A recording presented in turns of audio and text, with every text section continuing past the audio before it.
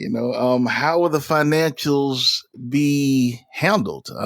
Does Chris's debt become Chris's and Christine debt? Right, good point. Right, we talked about that. Yeah.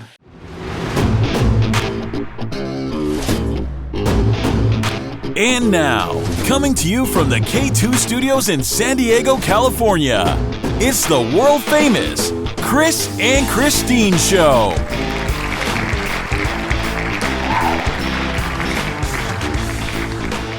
Hey, what's happening, everybody? How you guys doing today? I am Chris. And I'm Christine, and welcome to episode 57 of the Chris and Christine Show. Oh, brings up a good old fantastic. It is Saturday. It is in the afternoon or early evening, as you like to say. And it's only 75 degrees. In this house with no air conditioning. No, it's 75 outside. Well, right, but our house, if you don't remember, it is missing the air conditioning unit, the HVAC system, as it were. And so we are doing the old California air, which happens to be rolling the windows down, or actually up. Opening the windows up, but it's nice and cool today in East County, San Diego. So we've been enjoying a marathon day of podcasting, getting ready to, we recorded a couple interviews, one that we were on, one that we hosted somebody else on, and we're just plowing through the day. And now it comes to the main event. The main event. Which is our official podcast. So thank you for listening to our show. Did you say official? Official. Official. Whatever. Why are you teasing me on this thing? My goodness. But anyways, thank you for listening. I appreciate this. Oh, Christine does too, right? Yes, I appreciate you all. Thank you for joining us. So, Christine, what has been happening in your world this week? Well, big celebration on Thursday. Wednesday? Yes, Thursday. Monday? No, it was on Thursday. Christmas? Make up a day. Thursday afternoon, I successfully defended my dissertation proposal, which means I am officially considered a doctoral candidate, and I can move into the last lap of my degree in preparation for graduation in the spring semester. That is fantastic. Amazing. Good job, babe. Thank you. She was so nervous. I remember hearing her because she did this thing via Zoom on the computer, and she couldn't get her headphones to work. So she was in the... Hashtag back up a little bit. We are actually in a hotel room. Still. Hashtag hotel living. Yes, hashtag hotel living. But right now we're in the back at the house. But previously last week when we were in the hotel. We still are at the hotel. We're just here for right now. Right. So back at the hotel, Christine had the meeting for her dissertation thing. And she was doing it on Zoom on her computer. But she did not have her headphones. They couldn't get to work. So she was doing it. I could hear, and it's a hotel. Hotels aren't very big. The rooms aren't. So she was in there doing her whole thing. And I'm sitting here on the other computer looking at some stuff. And I heard everything that was going on. And at one point, I thought I was getting kind of worried because he did start saying some negative stuff about your chapter 3. We didn't line up with chapter 1 or something like that. Yeah. And I was like, this doesn't look good because it didn't sound very good. And I was like, I'm going to give you space. So I walked into the next bedroom and I just hung out in the bedroom, watched YouTube on my tablet, and just kind of vegged out over there while Christine was doing her thing. And then once they went through their process, she had to wait for them to get back to her to respond whether she passed or did not pass. And that was probably very nerve-wracking for you, wasn't it? It was a bit. But what's so funny is you were so nervous. You were sitting there and you were looking at me. I could see you from my peripheral vision that you were watching me and you were listening to every word they said. And then you were I not? Because and then you were staring at me with the look oh my gosh, this is not going good. And I was taking it as, oh, this is the normal feedback that you get on a dissertation proposal defense. And you were just so nervous that you just had to get up and walk out. And I was totally fine with it. I mean, I knew what they were going to say because it's very common when you're chapter 1 and you're chapter 3. You write them in completely different semesters. And so sometimes it's hard to connect them. And it's an easy fix. Well, I was getting kind of worried for you, babe, and I really, really was. And it almost sounded to me like a job interview. Are you going to get the job or not? And interview's gone bad. Well, not just that. It's like you ever go to an interview and then they start poking holes in all of your credentials and things you've done, or why did you leave this company? The truth is you really got fired for stealing something, but you don't want to tell them that. So you're like, we had a disagreement on what was free in the store or something, but you want to be like, and they're like poking holes in your whole stuff. And but that's the purpose of this. That's why it's called a defense, is because you have to be able to defend why you did it. And so you go in there saying, I have to know. That's why I was studying and reading up ahead of time to see like where my gaps were. And if you remember, the very first thing I said is, I identified 2 holes that need to be fixed. Now, if you didn't say that, what would happen? Oh, they probably would have just brought it up. And you would have said what you said. Right. But when you stepped out of the room, it was interesting because one of the professors that's on my committee said I was even more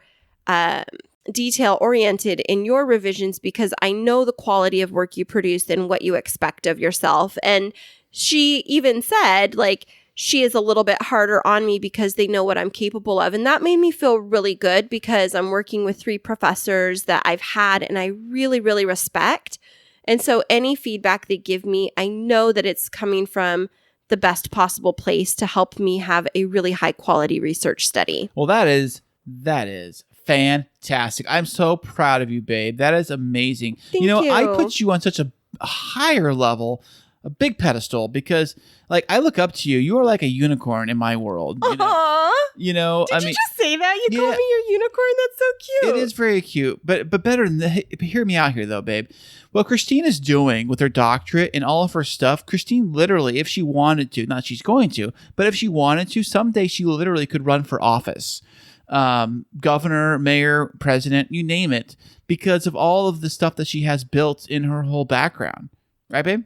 Yeah, I do have a background in political science too. And in my college experience, I interned for a state senator. And that's something that I'm super passionate about. I don't know if I want to go that exact route, but my philosophy is I want to give myself the option to pursue anything that my heart desires. And so I seek out education and training that gives me the widest array of options. Right. It's like it's like you're a Swiss Army knife and you got more little knives in there to pull out of. Like, check this out. This is my big doctorate knife. It's more like a machete. It pulls out everything. That's what you're going to use to chop down whatever stuff gets in your way. But I think that is amazing. And being that you're going to be soon called Dr. Christine, do you like the way that sounds? Well, I like the Dr. Smith. Oh, I'm already Dr. Smith. You're Dr. No, you're Lord Christopher. Oh, that's right. You're Lord Christopher. And I like Dr. Shipman Smith. I think I'm going to hyphenate it. And we've talked about that before because my professional credentials are in my maiden name, Shipman. And so I like Dr. Shipman Smith and I am excited about it. I have 6 weeks left of this semester. And then the next semester is all focused on the action planning part. So is this the hardest part, or is you going to be harder next round? After this semester ends, when I'm really going through my research and analysis, that's when it gets really heavy. But I don't have as big of a course load during that time. My goal, I'm crossing my fingers, my goal is to finish before my birthday in March. Oh, that'll be great. Is that usually how it works? Is everything going to a plans or a course, a curriculum that happens on a certain timeline? Well, I want to finish my dissertation and defend it by March, but that doesn't give me very much time. COVID set me back. COVID. I know. My COVID funk, that's what I call it, where I kind of got in my head too much, kind of held me up a little bit. But yeah, I think that I'm doing pretty good in terms of being on track, and the next couple of months are really important, but I don't think I told you my semester at school ends the week before the wedding. Wow, that's something to celebrate about. I know. We have like double celebration, so we had to get banners out just for that now too, right? Well, I get a Congratulations, Christine. Well, this first semester of the year, but I get a break from November 15th until like January 15th, honey. Wow. Well, you know what? It's funny you say that. I actually get 2 breaks coming up myself. I know, Mr. Vacation. I just found out that I'm taking a vacation next month, being October. I get a vacation, and then I get another vacation in November. I should take a vacation every month of the year. I should just do that for fun. That would be so fun. But by the way, I was going to tell you this, Christine. Next year coming up, I think I have like 6 weeks of vacation or something like that. I am going to plan on taking as many weeks vacation as I can. I love that. I love vacation Chris and weekend Chris. Yeah, that's my favorite version of you. I love weekend Chris too. It's more like laid back, not stressed out, just gonna like whatever happens. And especially vacation Chris too, it's great. And so like I said, I will be taking vacation before my birthday, end of October, or it's middle of October. It's the week in October. I'm going on vacation. Yeah, the week of the 20th. But what's interesting is you'll be on vacation and I won't be. So we'll see how that goes. What? I told you, take it off. I can't. I have to take off for the wedding. Well, I'm taking the wedding off too. I'm taking both off. I don't get as much vacation as you, yes, lucky duck. Whatever. I don't. Whatever.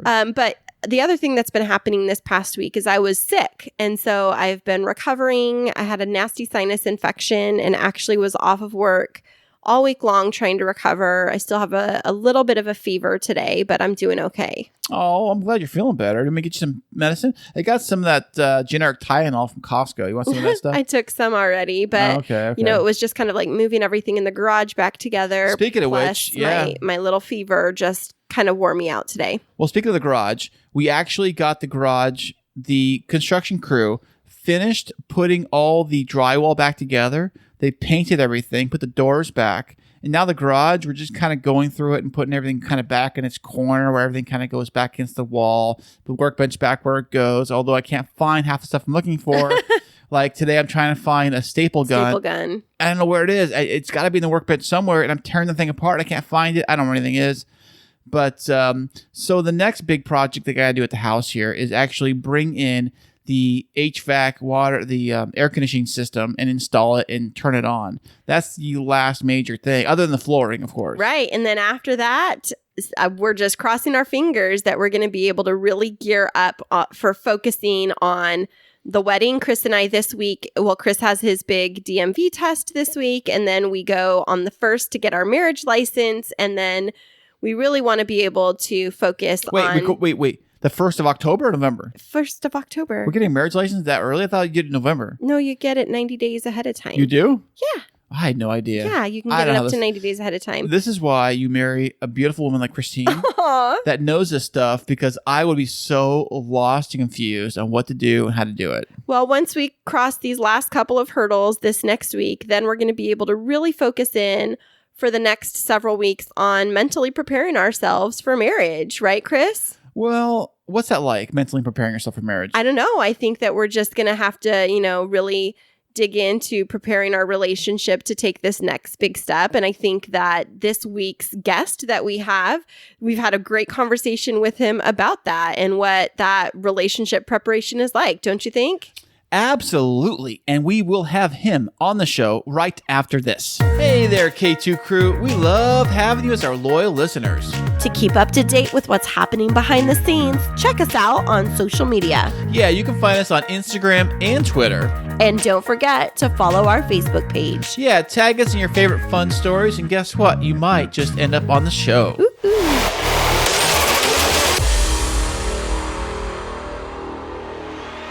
Once every harvest moon, a talk show comes along that is so groundbreaking, raising the bar to such heights that other podcasts step back and say, wow, that show's got it figured out. With a host, tempered in focus, commitment, and sheer will, this is The Derek Devall Show. Pop culture, news, and interviews with fascinating people that channel the great Edward R. Murrow and Walter Cronkite. The Derek Devall Show. Find him on Twitter and Instagram at Derek Devall Show, and find his new episodes every Wednesday on Spotify, Apple Podcast, Google Play, and Podchaser. The Derek Devall Show. The best thing to happen to Hump Day since the Geico camel. What? Okay, everybody, and welcome back. And I don't know if I ever told you guys is that the Chris and Christine Show happens to be part of a podcasting network. That network is Podbreed. Woo-hoo. You can find them at the podbreed.com. And along the network, there's other fantastic podcasts. And today, our guest happens to be the host of the X and Y Show. Please welcome to the show, Rosevelt.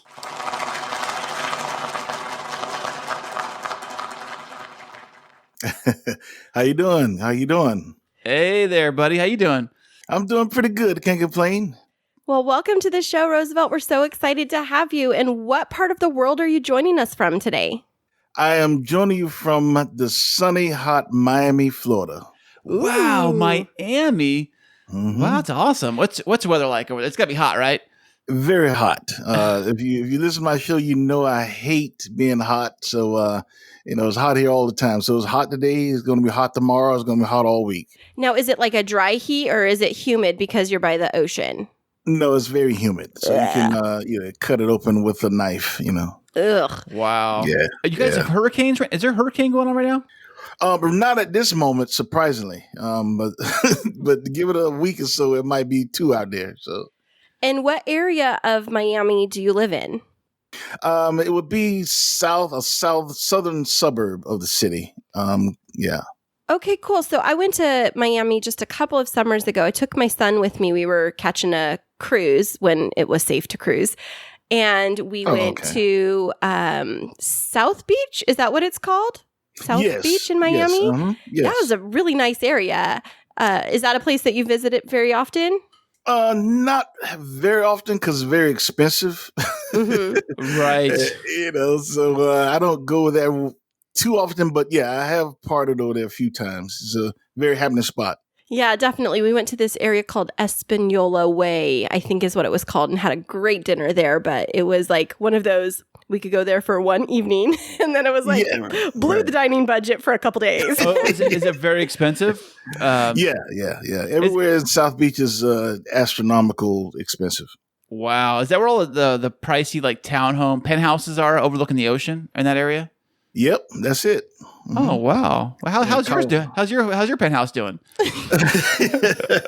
Well, I don't have one yet, but as soon as I get one, I'll let you know. Oh, thanks. Awesome. Well, thank you for joining us all the way from Miami, Florida. And as Chris mentioned, we're really excited to have you on the show today. We know that you happen to be in our podcast network, but why don't you share with our listeners a little bit more about your background and who you are? Okay. Well, my day job, I was an accountant for 15 years. Went to school. I have 4 degrees. Wow. And, got a little burnout from accounting. So now I'm, taking it easy a little bit. Now I'm a librarian, believe it or not. A librarian? Yeah. Is libraries open? But we just opened up 2 weeks ago full time. So we were doing curbside service. Okay. Basically where the customers can pick up their books and we'll bring it to them and that kind of thing. But now they're actually allowed to come back in the library. So we just started that. So are you at like a public library or a university library? Right now I'm at a public library.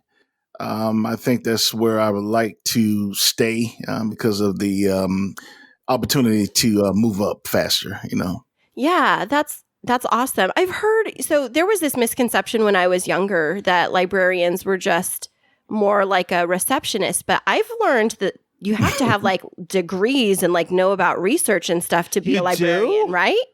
Yeah. That's my 4th degree was actually a master's in library science. No way. Yeah, you have to have a master's degree to be a librarian. Yeah. The only library that I know of is that one in the beginning of the movie Ghostbusters, where the lady goes down to the basement and all like the books start flying everywhere and the ghost scares her. Oh yeah. Do you guys still use those old file type things like that, or is everything on the computer?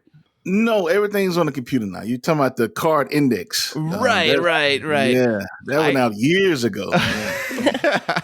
You haven't been a librarian a while. I know, ever since the internet, Well, you get mad props from me, Rosevelt, because I don't know if you've listened to our show, but I've shared several times. I'm in my final year of my doctorate, and I'm working on my dissertation and just finished my literature review. And, going through all of the different pieces of literature and then having to request things from my university library. And there's just so much to it that there's like that people just don't even realize, right? Right. It's a lot that goes into it. And it's kind of like a lot of people get left behind because you have to be kind of computer savvy, right? To keep up with it. Because if you're not, you're going to be left behind. So. Right. Well, that's cool. Yeah, that's super interesting. I don't know I think I have one friend in my program that is a librarian, but I don't know if I've ever no offense, not to stereotype, met a male librarian. So that's what just made you decide to go into that.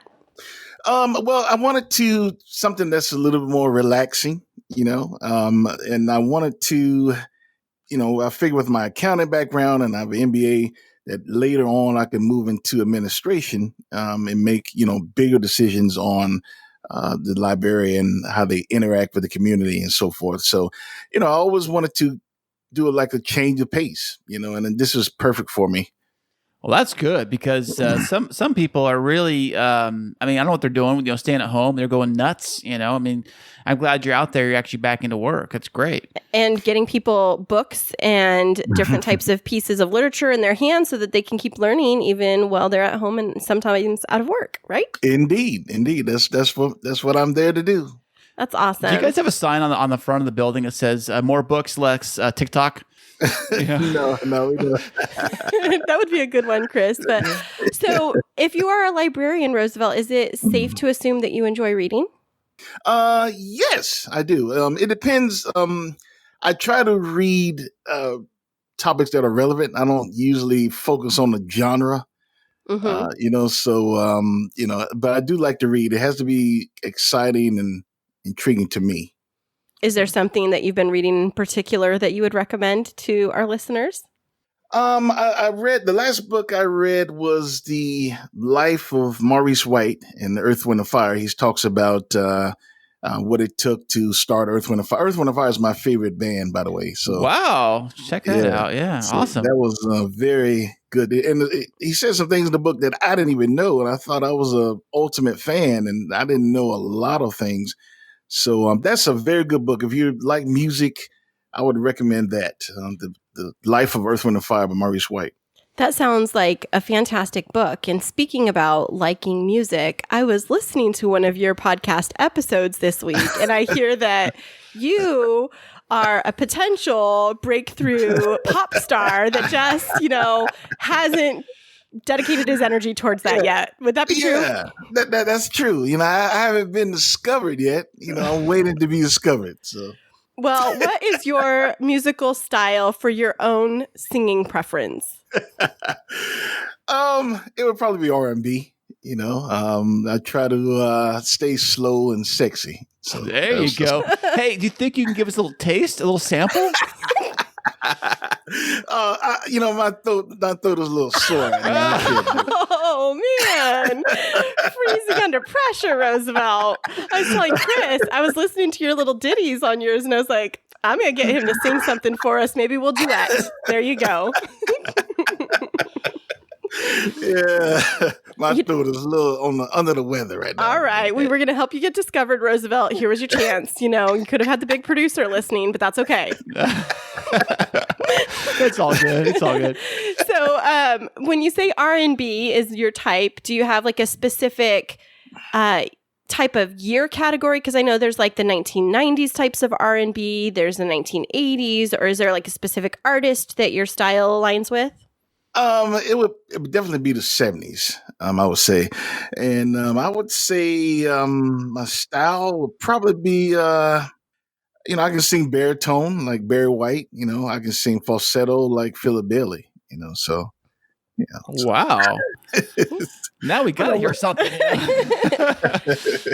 Now, do you think like the current music really qualifies as R&B? Like what's coming out right now? I know there's a lot of rap that's out, but true R&B, do you think that's happening right now? No. I think that music of today is, to each his own, everybody. But for me, I definitely don't like music of the day. It's not, it's all studio. It is, isn't it? It's all synthesized, with that synthesizing voice they do, or the reverb voice they do on the tracks. And the fake instruments. They've been that for years, but no, but nobody's singing anymore, so. Yeah, I've noticed that. Like I was listening to some music my son had on last night. We were driving through downtown San Diego looking for a place for dinner.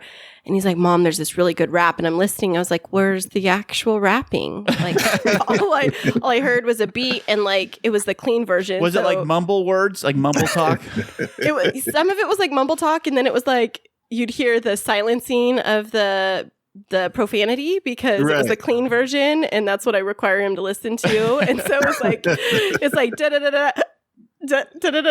Whatever it is. So, but I agree with you that some of the music of the years past has really kind of soothed my soul still.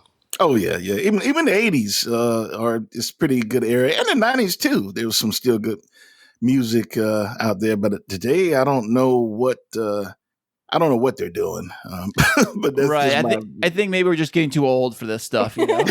Yeah. Now I see what my parents was talking about. What are you listening to? You know? Say, Rosevelt, do you actually play any instruments at all?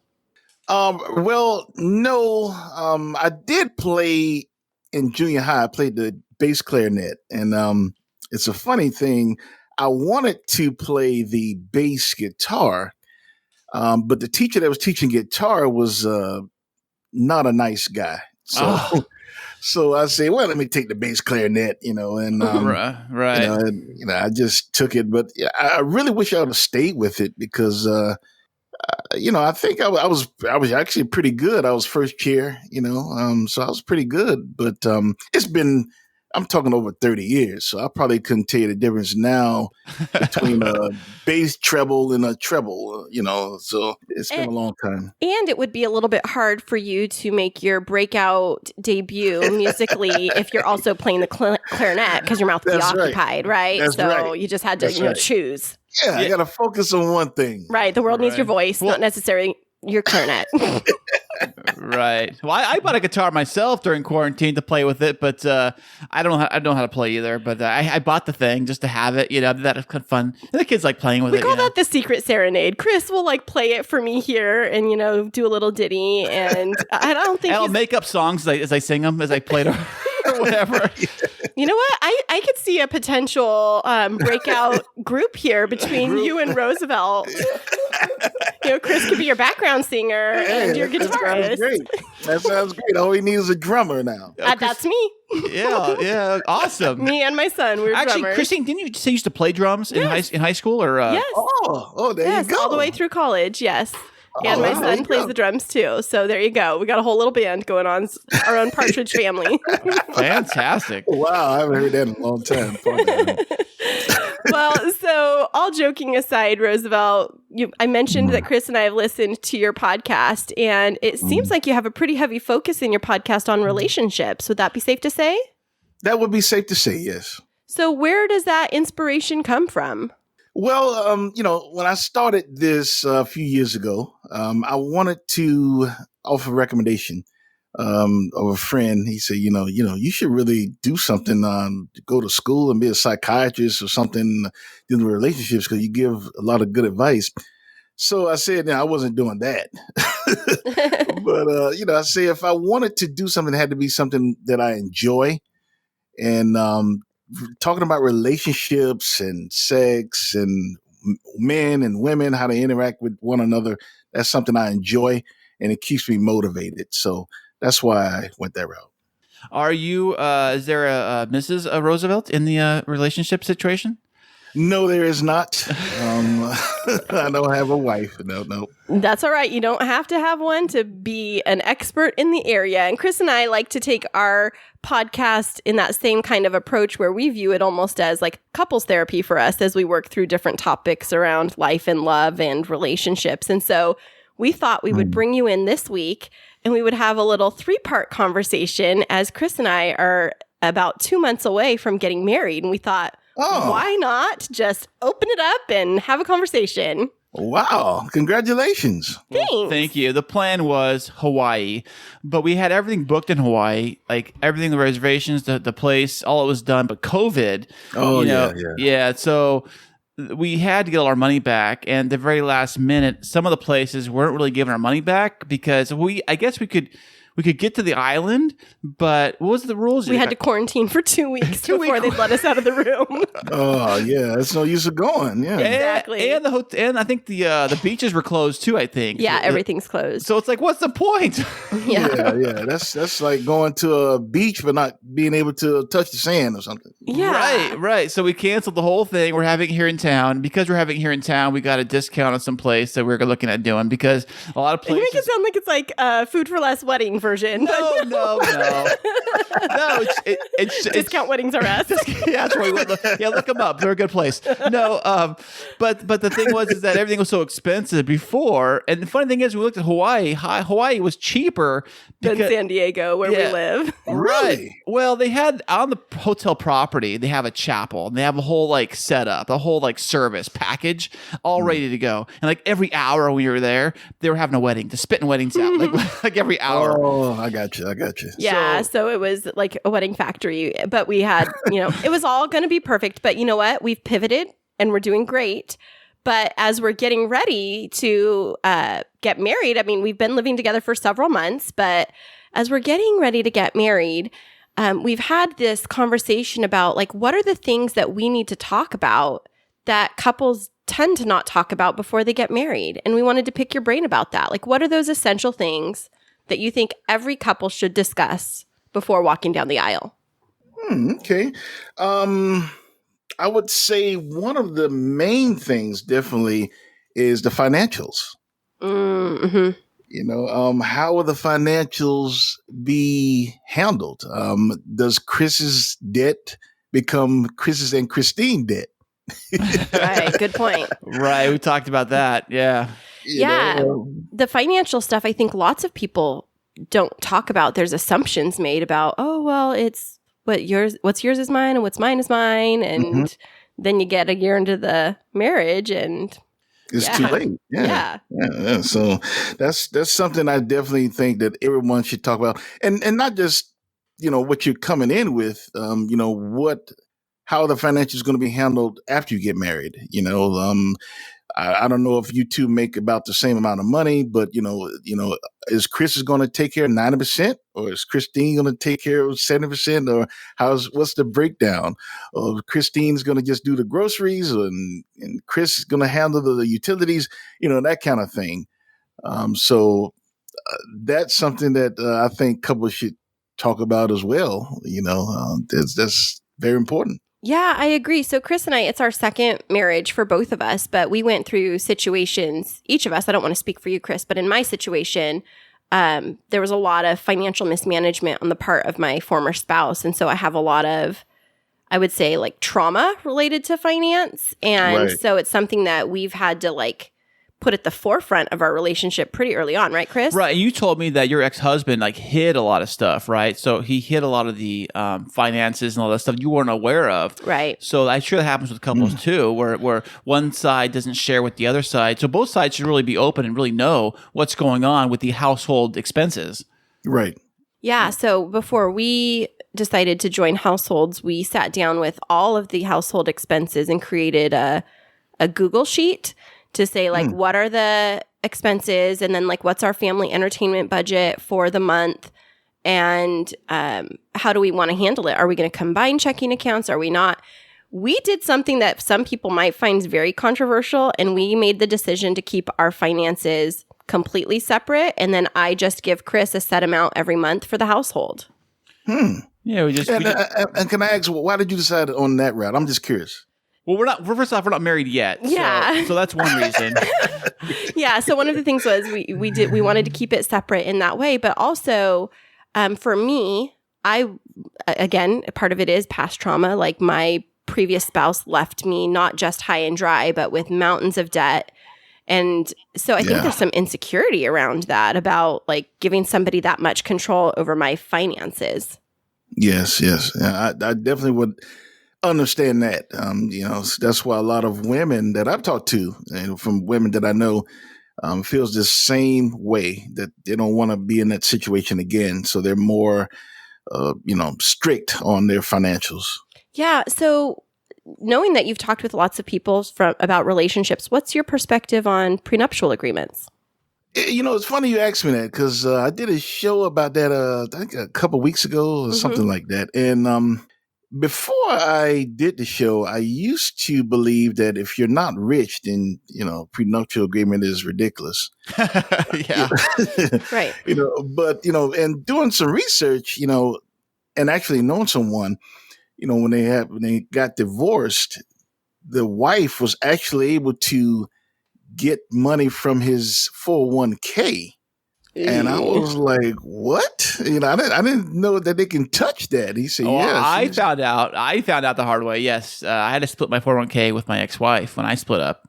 Yeah, all of it. It's anything. Well, here it goes state to state. It's different. But you didn't have a prenup, though, right? No, of course not. I actually brought it up to her. I brought it up to her at the beginning as like a joke, like, let's do a prenup, and she got so mad and so offended.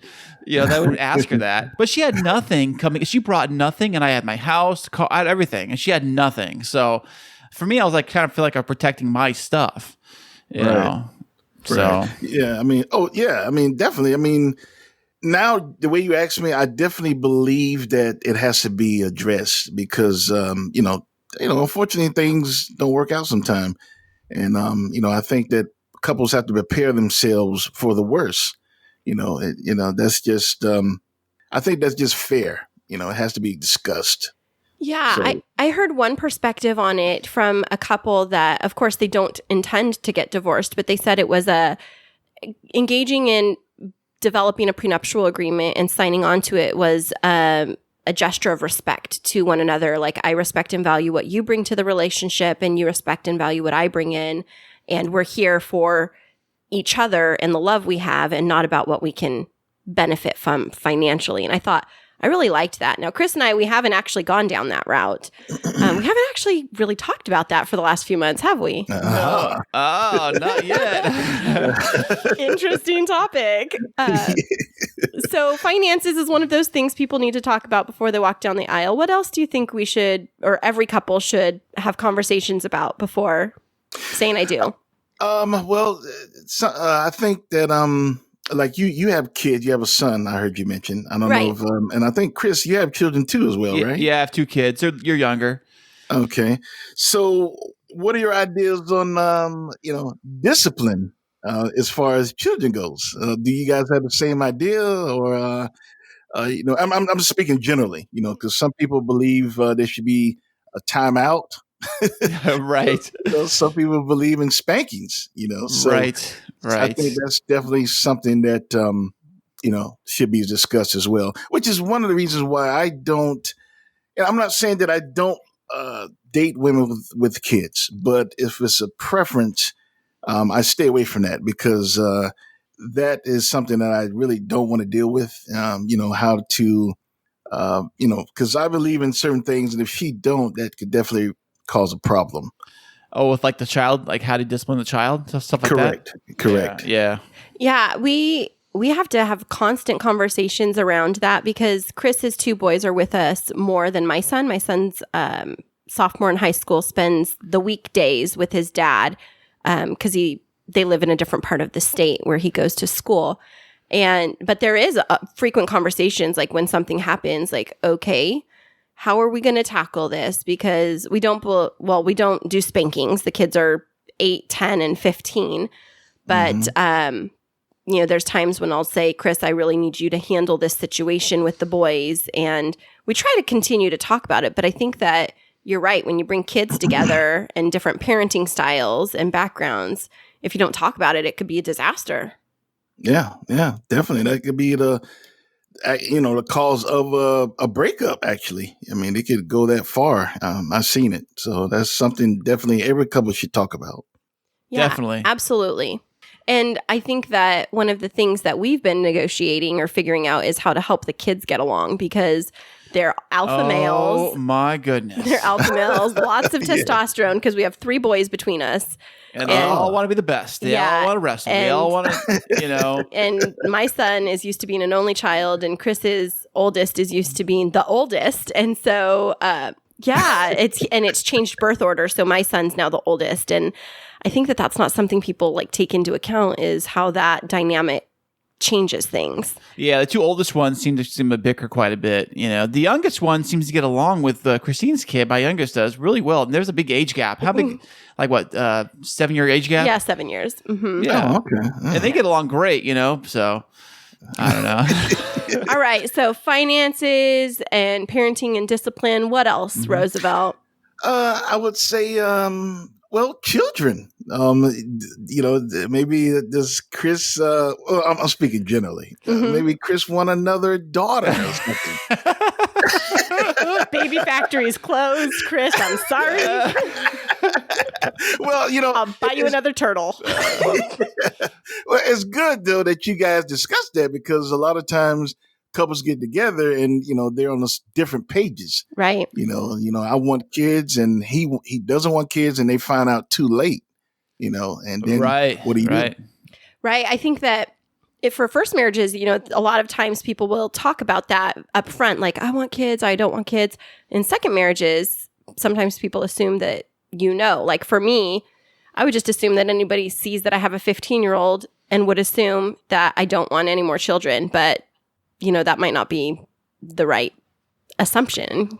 Yeah, that's not, because I don't think that way. So if I meet a woman, and only because I've met women that has had teenagers and they still have, end up getting pregnant, so each woman is different, so. Right. Well, how do you feel about that, about the teen pregnancy? Like, say you're dating with somebody and they've got a kid and that kid's got a kid.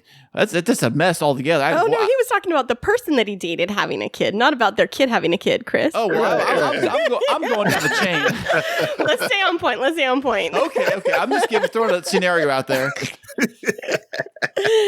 You're a nut. These are really good topics. Anything else, Rosevelt, that we should be discussing, or any couple should be discussing before they walk down the aisle? I would say religion is a good topic as well. For example, speaking generally, Chris might be Jewish and Christine might be Baptist.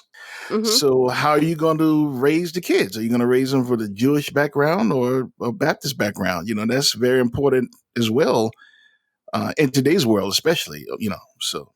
I agree. I think even within, because we both identify as Christians, but even within that, there's lots of different denominations. And what church are we going to go to? I made the decision to start going to Chris's church with him, but it's, sometimes I still don't feel like I fit there. So then what's the plan after that if one person's not feeling connected? Like, is that going to drive a wedge when Chris has been there since the kids were born? So definitely good conversations to have. Right. Right. Yeah. Also, I want to add one thing. I think that a conversation should be had with the exes as well.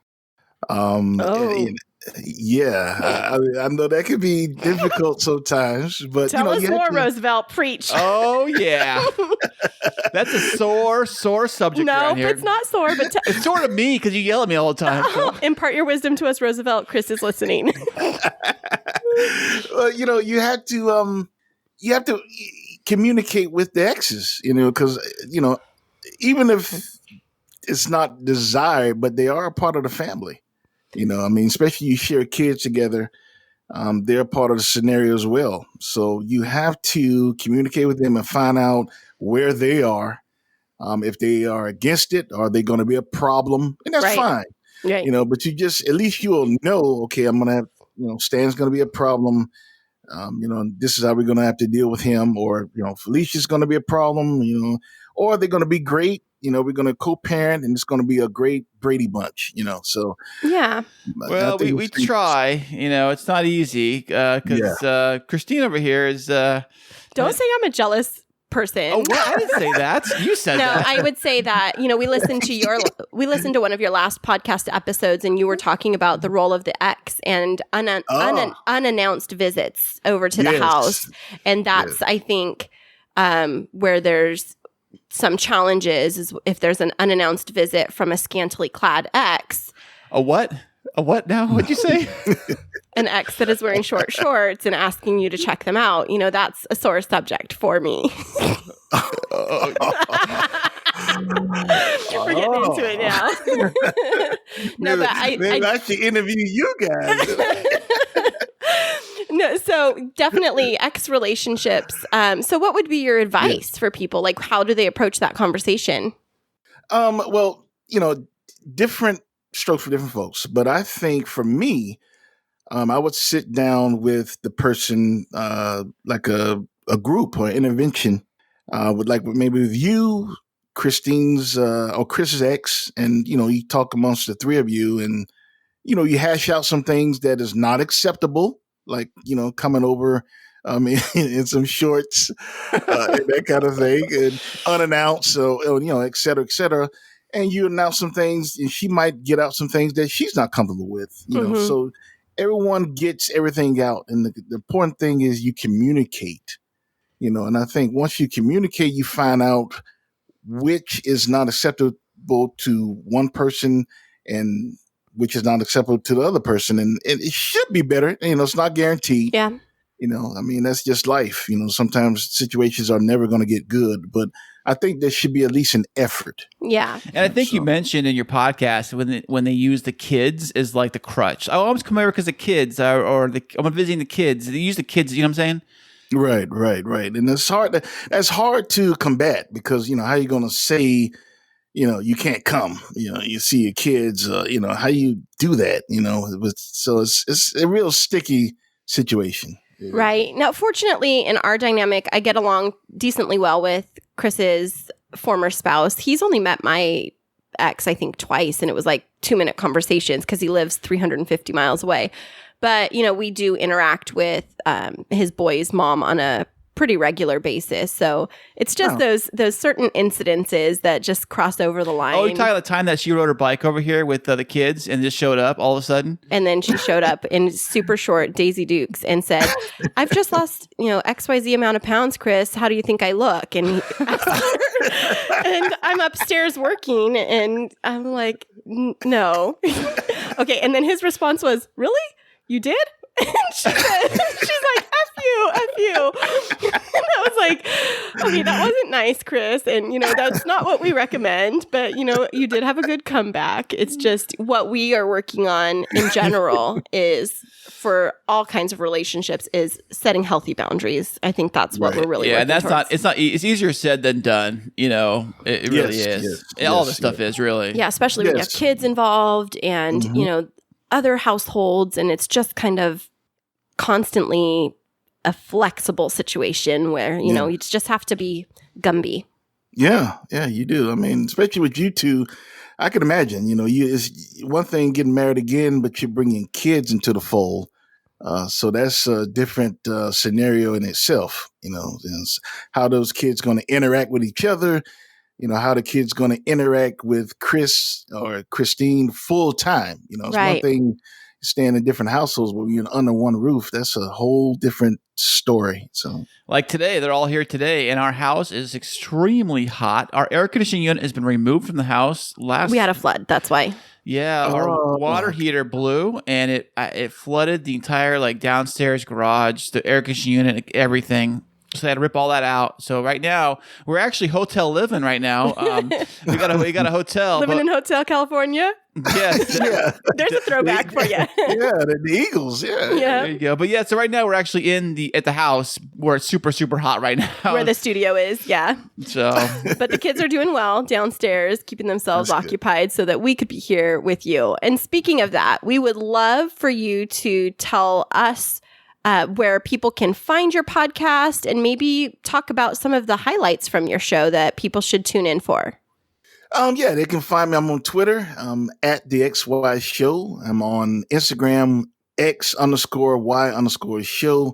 And you can find everything at my website, www.thexyshow.com. And pretty much things I have coming down the pipe, more interviews. That's something that I would love to get into. So I'm working on that as well with, other podcasters and other people in relationships and so forth to get a different perspective than mine. Mm-hmm. Right. So, so that's something I'll be working on. And I think that, everyone will enjoy it, so just keep tuning in and keep sending me the emails and I'm making changes as I go. Well, that's fantastic. Now, Rosevelt, how long have you been doing the podcasting? I've been doing it for about 3 years. What happened, I did it 2 years weekly, and then I went back to school, which is, so it was impossible. I couldn't do it weekly anymore, so I had to do it bi-weekly.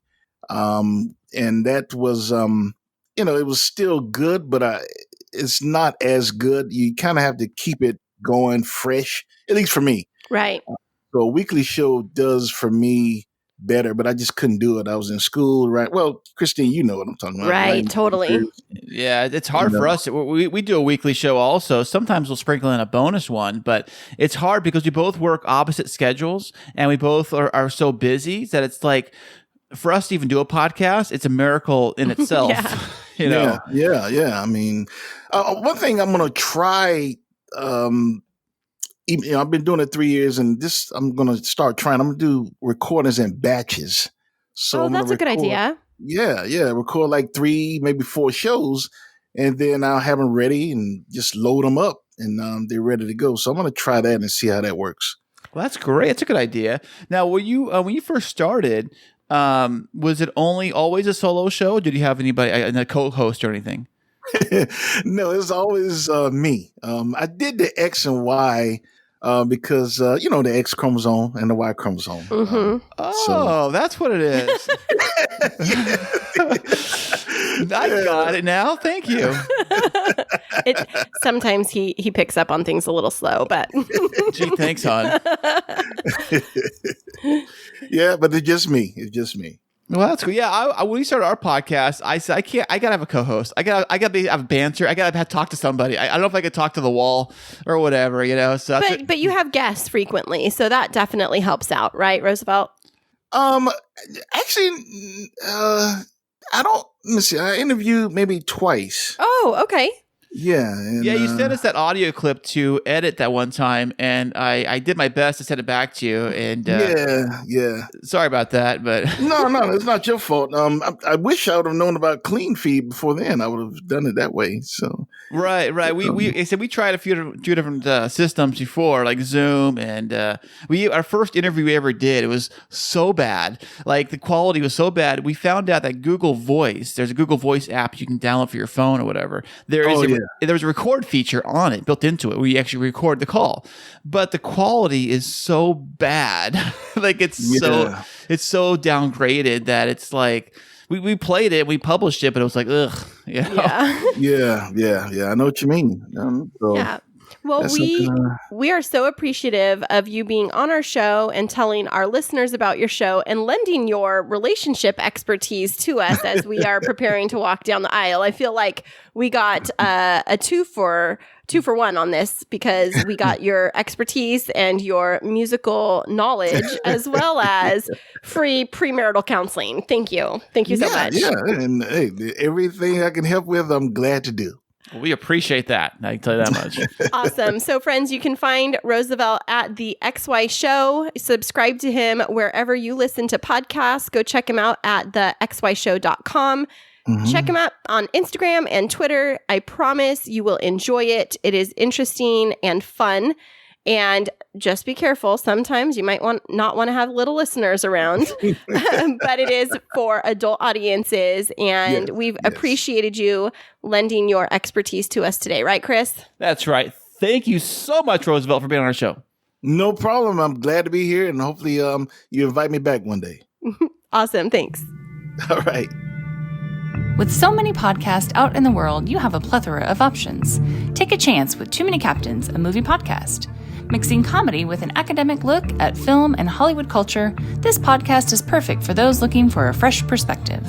From deep dives into classic films to debates on digital streaming versus physical media and film discussions based on randomly chosen topics in our What Are We Talking About segments, there's something to satisfy all your movie podcast cravings. So if you're feeling lucky or feel the need for speed, grab your shaken martini or some fava beans and a nice Chianti and subscribe to us on Spotify, Apple Podcast, or Google Play. For more content, visit amoviepodcast.com. Find us on Instagram at Too Many Captains Productions and on Twitter at It's a Film Podcast. Too Many Captains, the jolliest bunch of podcasters this side of the nut house.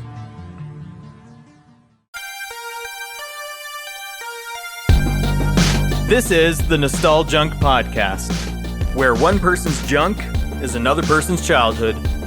I'm Matt McGraw.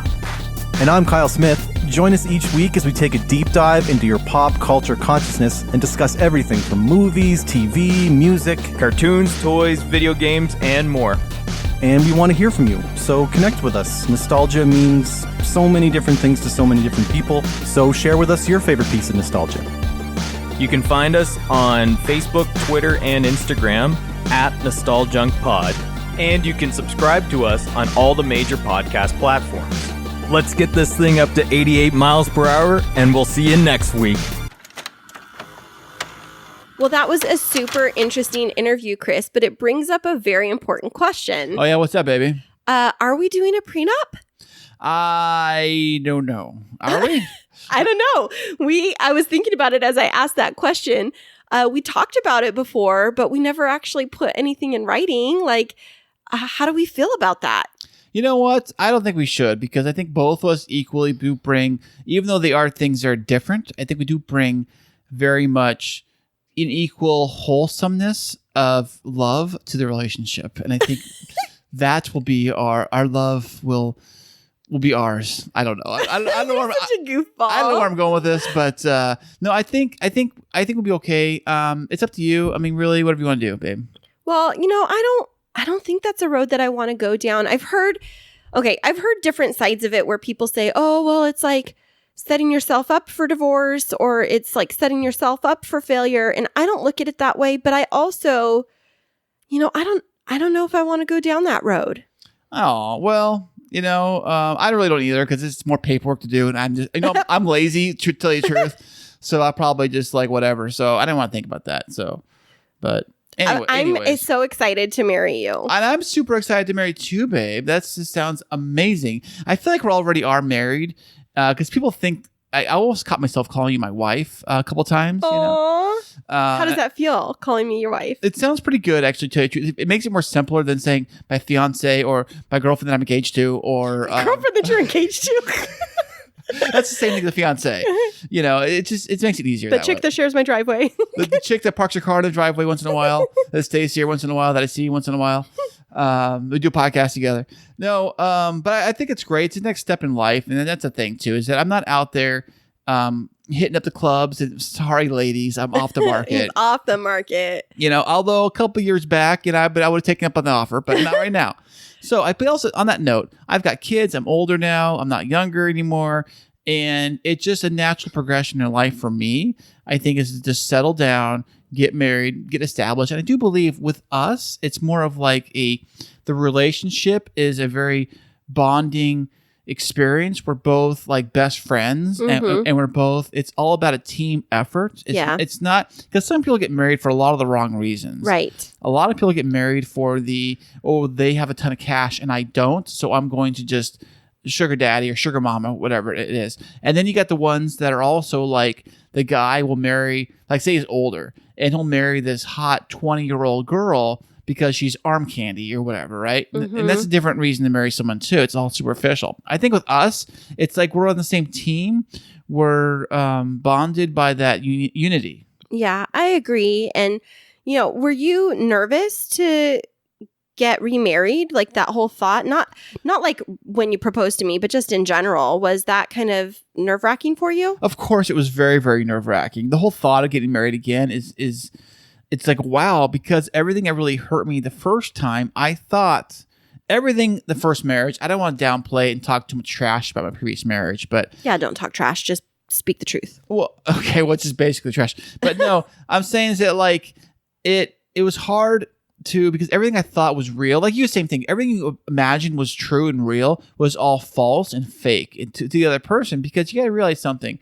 Marriage isn't a one-way street. Right. Even though you may think with good intentions that I am going to marry this person, I love this person, I believe that we are going to be good together, the other person could be off in La La Land thinking about some other guy, right, or some other girl, and not even being there with you in the moment, not even thinking about it. And I think that's the problem, is that a lot of people can be good salesmen when it comes to this whole relationship stuff. Right. They will sell you on whatever they need to tell you to get the job done. And that job could be, they need to be secure. They need a house to live in. They need a husband to pay for whatever they want. And that is just wrong. You should really go into the marriage as being a bonding unity.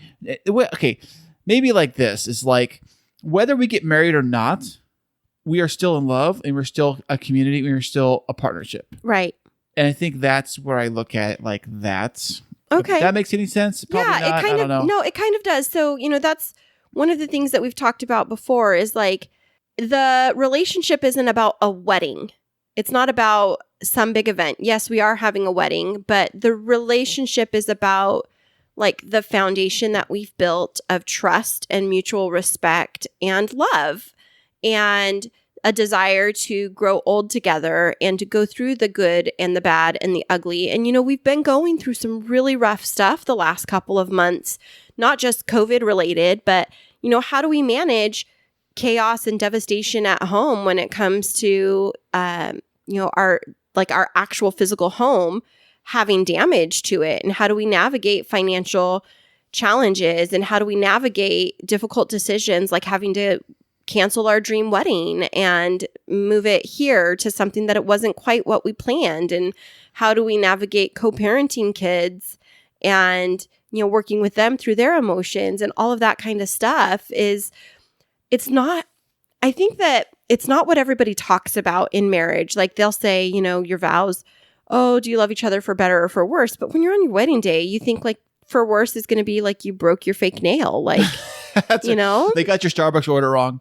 Right. And not really what, people experience, which is, what if one of us was to lose our job or lose a limb or get diagnosed with some really challenging health condition? Like we have to be in it and supportive and loving through that. What's funny you said about the losing the job part is I remember shortly after I got married the first time, I lost my job maybe 6 months after I got married. And I was telling my wife at the time and she was crying and she was saying, OMG, what are we going to do now? Like, I'm thinking, well, I don't know. Maybe we'll just figure it out. Maybe we'll just like as a team. But I don't want to downplay it, but it just sounded like it kind of hurt me a little bit, thinking right. that maybe this is all on me. Like, yeah, I had this bad tournament event, but I'm going to try to figure out a way to get back out there. But we are a team now that it's like a car. One of the wheels got flat. It doesn't mean the car, you can still roll it down the road a little bit. Right. It's not completely like stopped forever. The three wheels can keep the car moving. Right. And I think until you can get us to a safe place to fix it. Right. It's a great analogy. Right. That's brilliant, by the way. I'm glad I thought of it. Yeah. Thank you. But it's like with marriage, it's like your partner should really help out and it's about a team effort, So just to get you down to the next pit stop of life where you can kind of reset and maybe have that better job, the better career that you need, and then you can do what you got to do. Yeah, I agree. And I think that that's one of the things that I so appreciate about you is that, we go through hard stuff and we can tend to get emotional in the midst of it and get overwhelmed. But at the end of the day, we're committed to making this work, and we might get frustrated with each other as happens. What are we talking about? Frustrated? That happens in every relationship. But at the end of the day, being able to hug each other and say, I love you and you're my best friend and we're going to make it through this, and to like help pump each other up and be each other's cheerleader is really important. I'm Christine's cheerleader, and hopefully she is mine. Hopefully. You are mine. Thank you. You're welcome. Thank you for fixing that. Well, that's what I do. That's the guy does. He fixes stuff.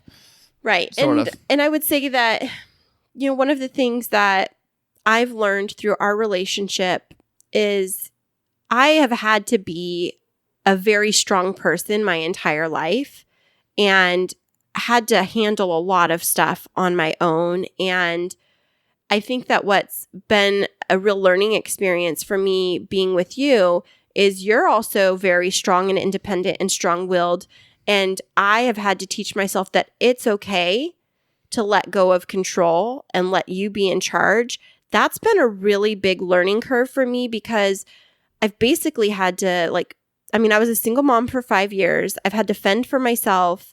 I had a great support system with my family, but, you get this whole, if I don't take care of it, it's not going to get done. I know you've mentioned that about yourself before. Right. I took care of everything, and I've been single and a single parent and having to be the breadwinner and take care of everything. Same here. Yeah. And having to figure out where we're going to live. And I got to make the payments, and I got to pay these bills, and I got to take care of the kids, and I have to go to work, and I have to take care of all this stuff without the help of anybody else in the picture. So when Christine came in and said I can help out with half that stuff, and I was like, wait, Really? You can? Because it didn't compute for me that you could physically, not downplaying you right. or women. I'm just saying that for my it was a different experience. Right, that I was used to where the other person wouldn't do anything and I would do it all. Right. And so I think that that's a big learning curve for us. And I really appreciated talking through some of these relationship topics with Rosevelt. But one of our biggest learning challenges, not learning challenges, but like our biggest growth areas is learning how to rely on one another and not feel like we have to be independent. And I think that, you know, we are both realizing that we don't have to be in survival mode anymore. And that's just, I don't know, it's very comforting and also very scary to be able to learn to depend on somebody else again. It is. And on that note, babe, I think we should wrap this up. Yeah, this has been a great show and just been something that I'm going to reflect on for the rest of this week. Oh, that is very fantastic. And I got to say, thank you for listening to this episode. We really appreciate it. And you want to find more about us, you can go to our website. That is chrisandchristineshow.com. And that's Chris and Christine with K's. And you can find all the great links. And also, I just put up just this week for everybody listening, if you head on over to our website, and on the very first page, you will find there is our link to our podcast player. But right below that, there are 2 other podcasts that we both were on as guests. And you can hear that whole shows of those 2 episodes right there on the website. And if you've loved this show, make sure that you subscribe to our show and you share it with your friends, and then hop on over to Apple Podcasts and give us a 5-star review. We love those reviews, and thanks for joining us. We'll see you all back here next week. Remember this week that life is too short to wake up in the morning with regret. So love the people who treat you right, forget about the ones who don't, and believe that everything happens for a reason. If you get a chance, take it. If it changes your life, let it. Nobody said that it would be easy. They just promised it would be worth it. Thanks so much for joining us. I'm Chris. And I'm Christine. And until next week, keep moving forward.